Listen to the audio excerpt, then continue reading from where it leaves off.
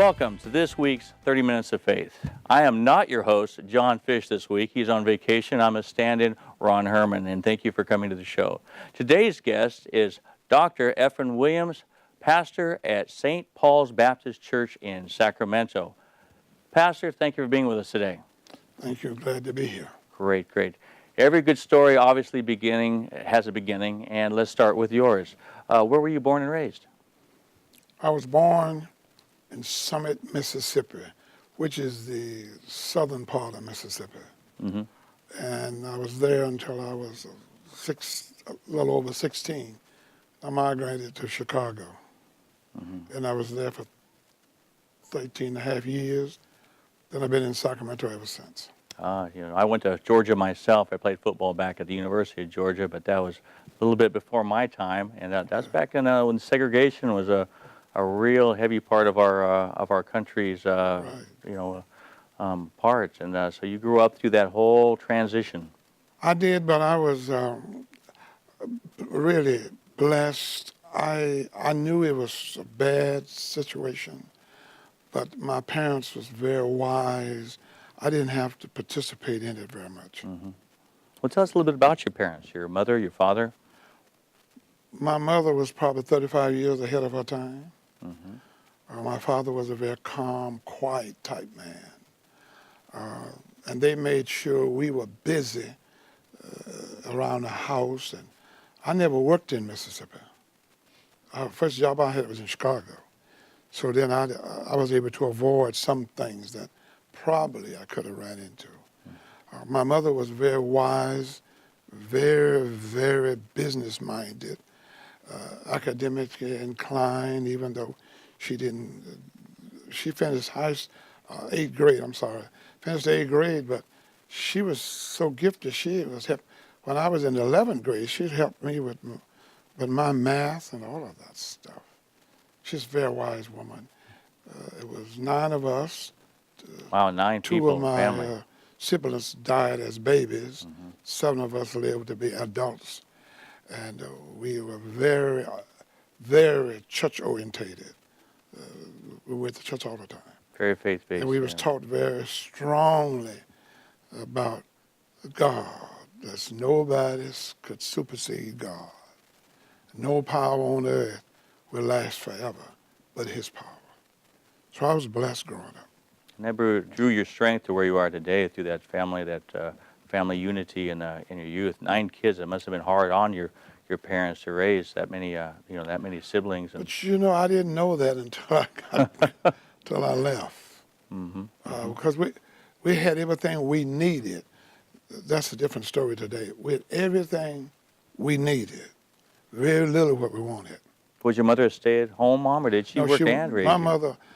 My mother worked out the domestic work for what we called at those days rich Caucasians, but she also taken in washings for other people. Then she took care of her family. All of the years I was growing up, I never ate a cold breakfast. My goodness. She didn't believe in that. She'd get up at 4 o'clock in the morning. My dad worked for the railroad off and on. My mother, cooked breakfast. I never ate cereal until I was almost 17. When you were on your own? My mother said that cereal would keep you from learning. It didn't stimulate your brains. Wherever she got that from. But I found out she is right. Nothing like a hot breakfast, huh? A hot breakfast stimulates your mind, your brains. At what age did your mother pass? What did I do? Did your mother pass? Oh, yeah, she passed. The first 8 years, I was married and had 2 kids. My father passed first at 63. Young. My mother passed at 81. At 81. Right. She died in Mississippi at her choice. She owned land, 20-something acres of land and a house. We tried to get her to sell it, move out of Chicago or to California. She didn't want to do that. She loved her independence. Most women like to be independent. Yeah, I know. I've one of those myself. She loved her independence. But we always stuck by her till she passed. And then my father worked all the time. They accuse us, our wives accuse us of being a workaholic like my mother and father. I can't say that's true or false. I just know that you have responsibilities and you have to take care of them. I see those traits have been taken on with you in your ministry. How about your other siblings? Any of them taking up the ministry as well? No. No. I have, they're Christians, but not in ministry as pulpit ministry, you would call it. No. Okay. Okay. And yourself, your family, you're married and have children. Tell us a little bit about them. Well, I was married 55 years, 5 months, 2 weeks, and 4 days, and my wife passed. Oh, we're so sorry. I had two siblings.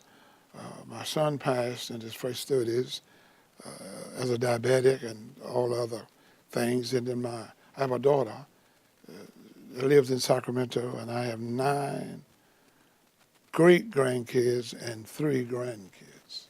I had 4, one died. Do you look out over the pulpit and see them all in church with you, or are they spread out in different? This is the third generation. And they come, I like to use the word spasmodic. But they was brought up in church, so they know. They know. They know. And you mentioned you had a happy childhood, huh? It worked. I was a blessed person growing up. I really don't know what it means growing up as a kid, being sad and lonely. And another thing, I was blessed. We lived in an area where the surroundings, our land, my grandfather's land, we lived in his home first.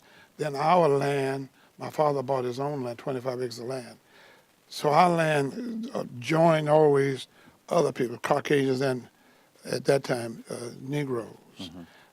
So I grew up with what I call a combination. We played basketball, basketball and softball with Caucasian. We didn't have no problems. But we lived in the southern part of Mississippi. For me, Mississippi is 4 states. Not for the state, but for me. Just the way it's right, split up. The way it's demographics, there's peoples are different in every area. Yeah, yeah. This is just like in California, no different. Well, People in Southern California are different than Northern California, and definitely different than the Valley. Yeah, I got a little bit of taste of segregation myself. Like I said, I played football at Georgia in the early 80s, 81, 82.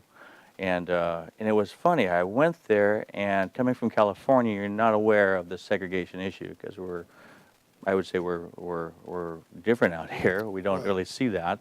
And it was strange because I met Herschel Walker, was one of the first people I met, one of the big football. He was on our team, and we would practice together as a team, a segregated, not segregated, but equally diverse team of Caucasians and black, and we got along wonderfully. But we'd go into my first introduction to segregation was here is in the 80s, and I'd come in from the football field, everybody's patting each other on the back, and black and white showers.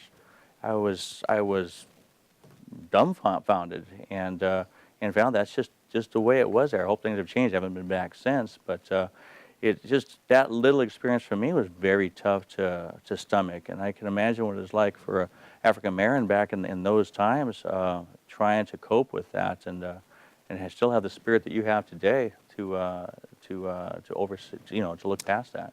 One of the reasons I have one of the main reasons I have the spirit I have today.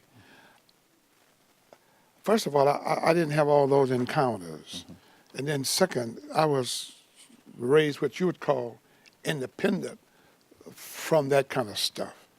My parents said that there was nobody on earth smarter than her children. First, my mother said that all the time. She says, the only problem that you're all going to have is that you all are, she used the word, are black, and you'll have different opportunities. But being smart and gifted, there's nobody smarter than you. Now, I'm not saying she was right or wrong. I just know it penetrated through us. And so when I went to Chicago to get a job, I didn't look at people of color. I looked at what I could do to maintain my own responsibilities. And so I never had this barrel, what I call overbearing crippleness of racism, even though I know it exists, still exists. But I had to learn rather, that responsibility for me superseded racism, for me. Now everybody thinks different, but that's what I had to learn. And I had to be independent. I had to take care of my family. I had to make sure they had what they needed. I had to rely on God first, and then myself and family second. Now, I was taught something that they would call it treason today.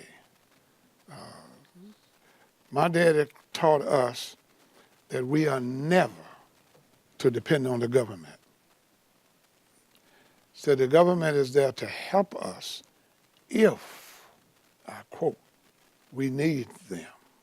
Or otherwise, we ought to be responsible for ourselves. Amen. That's what my daddy taught us. He only went to the 5th grade. And he says the only way you can do that is you have to take care how God blesses you. You have to maintain it and handle it the best that you can. But if you ever need a government, then you apply for that. But make sure you did everything you humanly possibly can do. I still do that. I believe that. Well, in fact, I know that.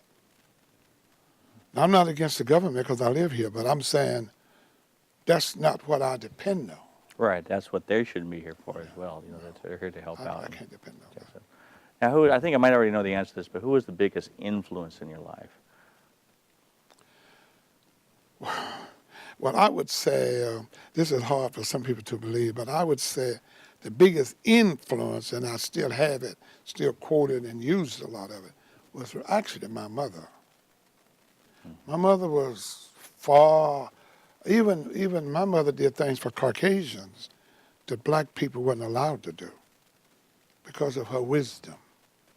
She was looked at, I could name you 6 Caucasian families. She was not looked at as, quote, a colored woman. She was looked at as Hilda, very gifted, very smart. And she always had answers that we didn't like, but they were correct. So she was a great influence as a household. My dad was also, but my daddy was calm and quiet and reserved, and he spoke very calmly. If you had any understanding of our life, you listen.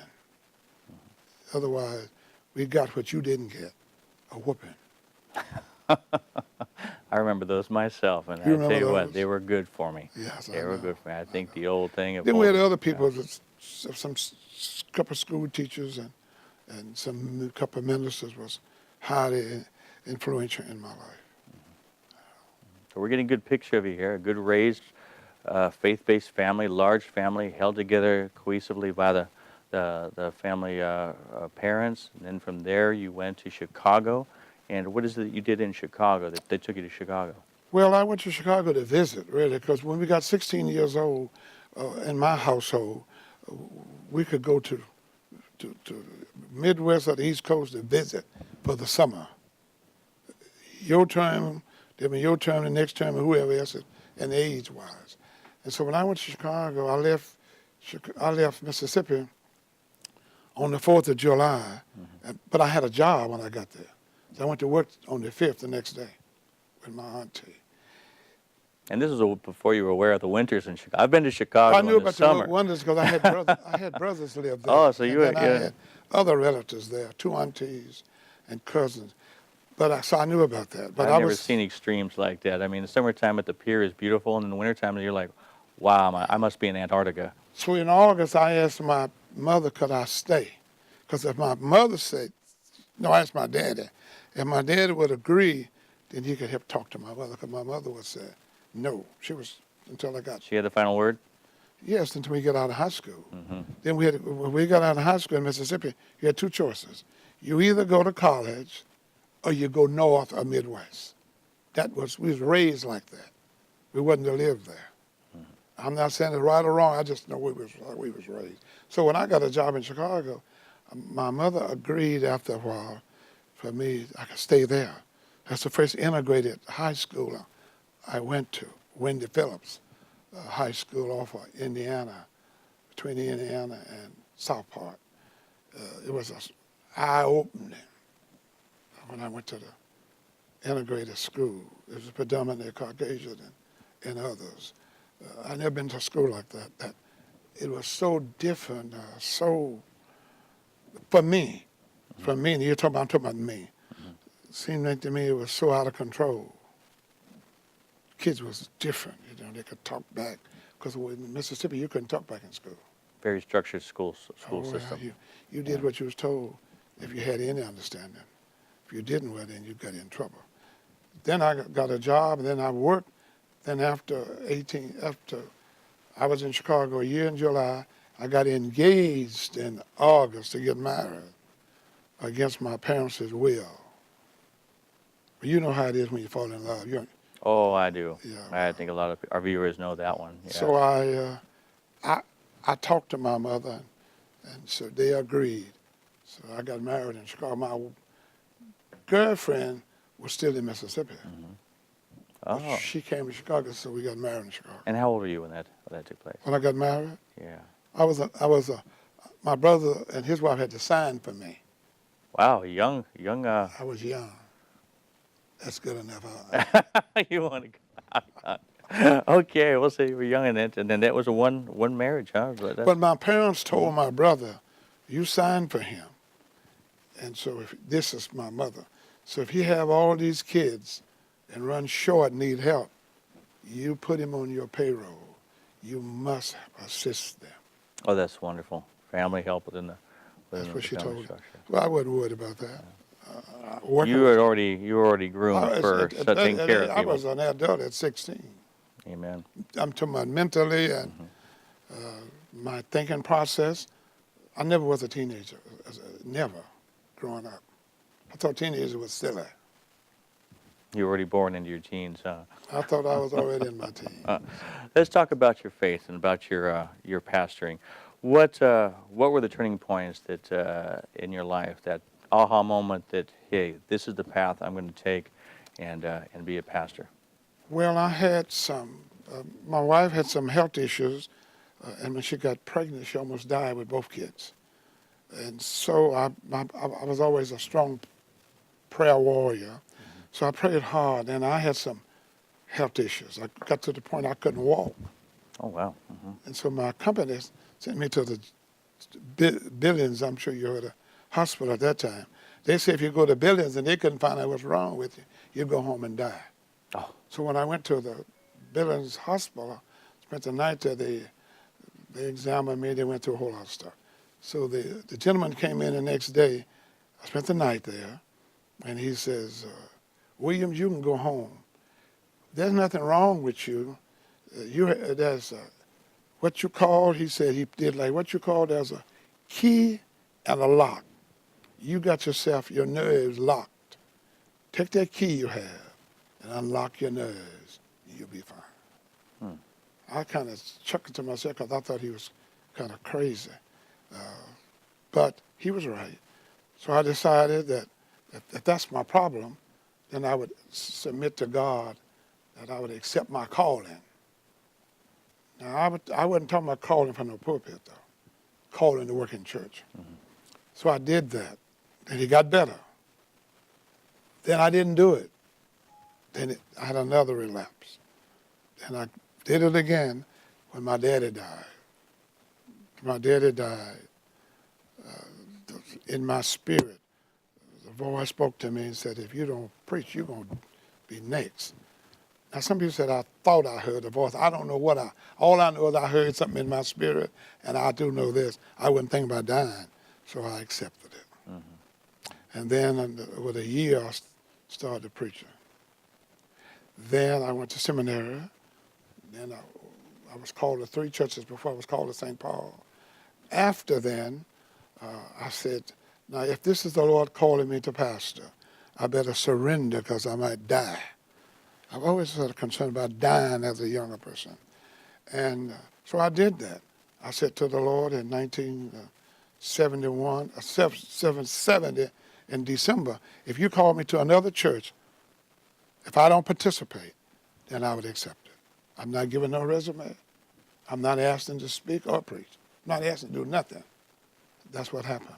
So you just let the Holy Spirit guide your way and To make do it all. decisions for you. So that's what happened. And that brought you here to Sacramento. That brought me to St. Paul. Oh, to I was St. Paul. already in Sacramento. Oh, okay. Oh, yeah.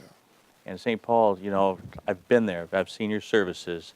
And I must say it's a dynamic service that you give, because in the short time I've been around you, I see that you have some very strong emphasis on a person's responsibility. You have responsibility in finance.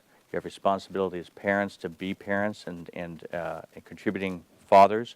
And you even call on the children to be responsible in their grades and in their sports and in their church. I noticed that you don't hold any punches back in service. You praise those that do the right things and give them credit, and you give a gentle and acknowledging push to those that need a little help to get them guided in the right way. And I thought that was a very powerful sermon. That basically you open your sermon up with that. And the congregation, when they come there, they seem to know that they have a responsibility and that you're not going to take any excuses if they want to be part of your church. Well, you know, a lot of people misinterpret being saved, or they misinterpret their salvation. When God saves us, now I'm not talking about joining no church, I'm talking about saves us, then we come under the banner of the whole man. Then we have to start then learning the process. Now we're saved. Just like you work for this television station. I don't care how much you thought you knew. When they hired you, you had to learn some other things. Amen. So as we are saved, we grow into God, which means we grow into responsibility. When we are saved, that is not God's doing, that we have to let somebody else take care of our families. That's our doings. Now, I get letters about this. I maintain that divorces is 90% the man's fault. You might disagree with that. Oh, I don't. I've been there and I that. take full responsibility. Yeah, if the man would become the man that God is calling for, he'll be fine. I take totally his agree family. with you in that one. Yes. See, the wife don't have no problem following directions until she brings somebody else in her life. Then, if he maintain who he is, she'll adjust where he doesn't want to adjust. You know that's facts. I do. Absolutely. I'm not criticizing agreement. men. I'm just talking about what I know. That's the way it is. And so the reason young children are to be taught that they are to be responsible for their finances. You see, my parents taught us. We had, just before your time probably, they had what they call those banks. Woodworth used to sell them. You put them on the dresser. They gave us money. So we had to take our allowance. We had to give tithes. Then we had to put half of that money after tithes in this bank on the dresser. And then the other half was ours. Funny example, I remember in those days they had tennis shoes. They had black and white, and they had some other color ones. I liked the other color. I didn't like the black and white. And so my mother, she'd buy them at a bulk so she can get discounts. She was smart. I was the one selling. And so I said, I don't want those, Mom. I don't like them. She said, no problem. Go to your bank and see how much you got in there. And what I'm paying this amount, and you get the rest out of your bank, and you pay the rest and get the others. Well, I did it once. I didn't do it anymore because I didn't want to spend my money. I wanted to keep my money, but spend her money. That's not life. So we teach children to be responsible. You have children? No, I don't. Well, when you left home, your parents were happy when you called them and didn't ask for nothing. Yes. Nothing like a parent that when you call them, they're expecting you to ask for money. If you don't ask for anything, they're even more happy. So I'm not hard on families. Yeah. I just know that it is the job of the father and the mother to be responsible to their household. Amen. Amen. We're running a little short on time here, so I'd like to talk about a little bit about your congregation. I've been to your church. It's a beautiful church. You've had that church built up. It's been paid for. You're miles ahead of what some of the other larger congregations are in Sacramento. And I think it comes down to, again, good leadership and the fact that you made a responsibility financially to take care of what needed to take care of to build a house of God. Well, what happened after God has given me the go-ahead to build a church where we was turning away people. We was having 2 services. Now, God has a thing that a lot of folks don't talk about. God has blessed me beyond measure to have good people to work with me. For an example, Lamont is our administrative assistant. He would be considered in the Bible. He would be considered for me, John, who knows business, who knows to stay on track. We got a number of people in that congregation who works diligently to get something accomplished. And so as God gave me the leadership, and they work with the team, we're what we call a team. So we set out goals and objectives, and we don't vary from there. And when we built the church, we had a 15-year mortgage. So I said to the church, we'll pay for it less than that. So we paid for the money we borrowed in 6 years and something. Yeah, you guys. Then we had a 10-year mortgage for the Wonderful. Family Life Center. I said we'll pay for it in 5 because of economics. We paid for it in 6 years. You can do anything you want to do if you're following God. I don't want to let this pass me. Talking about God is fine. Going to church every Sunday is fine. Talking about what God has done is fine. But you see, faith and belief is on the same side of a coin. You got faith on one side of a coin and belief on the other one. And somewhere they ought to tie in. Your faith kicks in with the faith you have in you with God. But you got to listen to that. That's where we are. And that's what I believe. And that's what I've tried to practice. Sorry about that. Pastor, it's been great having you today. We have you on, St. Paul's is on Sacramento Faith TV on Sundays, and I believe on Thursdays. You can look at that. Our viewers can find that on the schedule. Let our viewers know, what is the address of St. Paul's and what time are your services? We are at St. Paul is at 3996 14th Avenue. Our services is at 9:55.